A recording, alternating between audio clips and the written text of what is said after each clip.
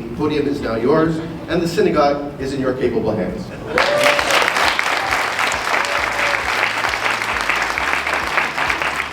Good morning, and thank you all for being here with us today. It's an honor to give back to our synagogue and community in such a meaningful way. We'd like to begin by thanking the generations of leaders whose shoulders we stand on today. I personally stand on the very broad shoulders of Mr. Simon Amiel. Simon and I worked together on the Unity Project, and I remember asking him one day, what was our plan B? He said that if we weren't successful in joining SPH and EB, that we would apply everything we learned in the process to strengthen SPH from the inside out. He told me that when he was president, now 10 years ago, he had the bylaws changed so that I could be the first female president of our board. At the time, I thought he was crazy. Me? President of SPH? And yet here we are today. Simon was a visionary and knew that it would take time for things to change, but that the world needs crazy people like us to make it happen. His impact on our synagogue goes far beyond the change to allow a woman to be president. And although he's no longer in Seattle, SBH will always be his home. Simon, we love you and we thank you. In the back of the room, just to the left of the doors, there's a picture of the groundbreaking of this campus in June 1964. Among those beaming smiles are mine and Jack's shared great-grandparents, Reverend Morris and Esther Charcon. I imagine that on that day, as they buried chickens with their golden shovels, they said to themselves, today we are building our future. Today we are ensuring the preservation and continuation of our heritage and traditions. Today we plant the seeds that our children, grandchildren, and great-grandchildren will reap. But it must have been scary too, because like Yosef in this week's parasha, they were dreamers. That community of immigrants molded our foundation with emunah, faith, at the core of their dreams. I imagine them seeing us here today, their grins even wider, beaming with pride and gratitude that their hard work, dedication, and passion have been passed on from generation to generation. In the nearly 60 years that have passed since the groundbreaking, our synagogue has been at the center of the happiest memories and melodies, its home. Because of that, it is not lightly that we receive the leadership baton, and we are eager to get started, for there is much work to be done. Although our duties only formally begin today, we have been hard at work over the past few months, planning, strategizing, and organizing. We both have strong shachanika genes. Our plans are both ambitious and entirely achievable, and fall into 4 general categories: spirituality, fun, food, and safety. Take it away, cousin. Let's hear it from Miri, by the way. Pretty cool. So spirituality. So if you look outside of our main building at the grand entrance, it says there, "Ve'asu li mikdash v'shochamti b'tocham." If you build me a sanctuary, I will come and dwell among you. And this pasuk from Exodus is the original, right? If you build it, I will come. Okay, it's God telling us that if you build me a sanctuary, He will be our partner. And we are grateful to Hashem for bringing us to this day. At its core, what SBH is the destination for our families to celebrate their most cherished moments. And through the capable leadership of Rabbi Hassan, we have been able to have that as our home and our home base, and we know that it will be for the future. For me personally, it's very meaningful. My parents were married in the sanctuary, my son had his Birkat Milah here, and has always been a destination for us to really have our most special memories here. And Rabbi Hassan, with you as our spiritual leader, we look forward to our best days are ahead of us. We know that. Fun is also very important, okay? When you think about fun, when I think about fun and the synagogue together, I think about Rabbi Maimon, because that was something that he strongly believed in, right? The children having fun and us having fun together, and he would always bring Torah into everything in order to make it more fun, because that was for him fun. I view fun also like that, but also in a more broad aspect. So we'll bring it all in together. But what fun, I think, also means for us is partnerships with other synagogues and really bringing our entire Seattle Jewish community together. And we're going to be able to also, through that, do more by also spending less. So as we continue to work with our friends throughout the community, I think that we can broaden everything that it is that we're trying to do. But we are also Jewish, right? So food is very important. Who here was at the Friday night dinner that Judy hit out of the park last week? That was great. No simcha or event is complete without food. And we're working with Judy as our new in-house caterer. We're very lucky to have her, and we know that it is going to be a fun and spiritual and delicious future for SBH. So come for the spirituality and the fun. Stay for the hot kiddush, the enhanced kiddush for members when they wanted, Friday night dinners, and it's going to be great, right? I think you might even have a couple of tricks up your sleeve. Yeah, there we go. You wanted me to put you on the spot today, right? That's what you said to me to come on the way here? You were open. Good. I'm happy.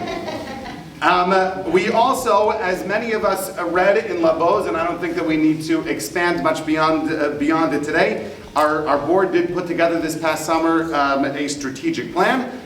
We're happy to have begun to realize some of the visions that laid out in that strategic plan, with Mrs. Aharona Gans has been hired as our youth director. Again, that was Rabbi Maimon's vision, always putting the youth at the center of everything and our growth. And so we are thrilled that she's even here with us today, running youth programming, which is terrific.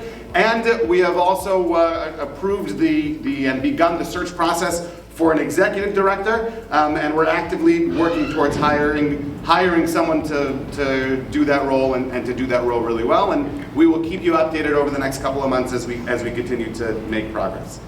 So, with all of that said, with all of our grand plans, okay, we need to make sure that our mikdash which we said is a place to pray, but also a place to come and to gather.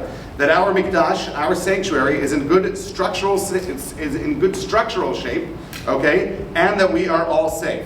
And that's where, as exciting as these times are, we face some of our biggest challenges. Another change that has been discussed for decades is air conditioning in the main sanctuary.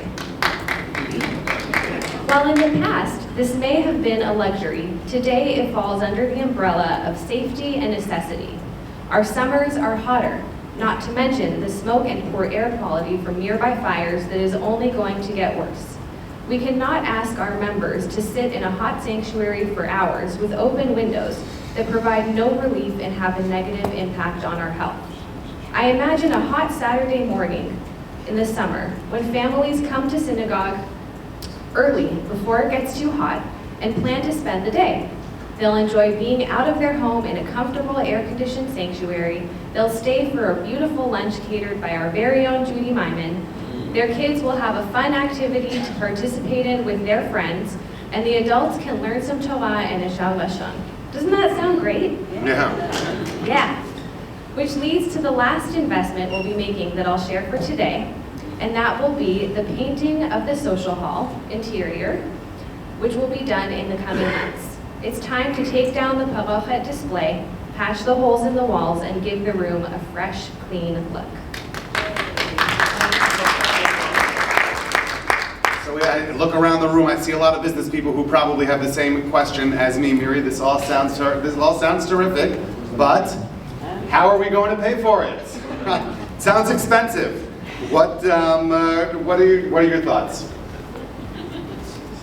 Many of you may be aware that SBH received a significant donation over the past few years, and that came from a relative named Rachel, known as Ray Azose. Ray was the daughter of Nisim and Amada Azose, and she was the granddaughter of Seattle's first Sephardic rabbi. Along with her two friends, Alice Sandstrom and Kay Edwards, Ray started an investment club with the goal of establishing a legacy of philanthropy as well as to empower women. They purchased several properties, and after passing, it was their intent to bequest the property to their favorite charitable organizations. While Ray did not have a family of her own and had not been to SBH for many years, apparently she held it dearly in her heart, and we were fortunate enough to receive a tremendous gift from Ray's estate. Having learned about her from her nephew, Dave Azose, I don't think it's a coincidence that I, the first female president of SBH, will be involved in the stewardship of her donation. I think that's something that we should be inspired by, right? Someone had the foresight to leave their estate to the synagogue, and that is really something that is moving. When we were all here together on Kippur, and I drew the shortest straw to do the Kippur appeal. I think it worked out okay though. One of the things that we talked about was the verse of shake off the dust and rise up. And that's really something that it is that when you think about the four pillars that we discussed, spirituality, safety, fun, and education, and food. Yes, food, because food is so much fun for me. Thank you. You're all paying attention, I got you. So when we think about all of those together, we should be inspired to get involved. And to get involved in really any way that we can. And for some people that's financially, for some people that's donating our time, for some people that's both. And the Ray Azose gift and so many of the other large contributions that we've had have inspired us. And if we want to continue to grow and we want to be able to continue to do these wonderful things, we're going to need to continue to get involved in every single way possible. Rabbi, on behalf of Jack, myself, our incredible board, and our members, I'd like to thank you for being such a wonderful, present, and active partner.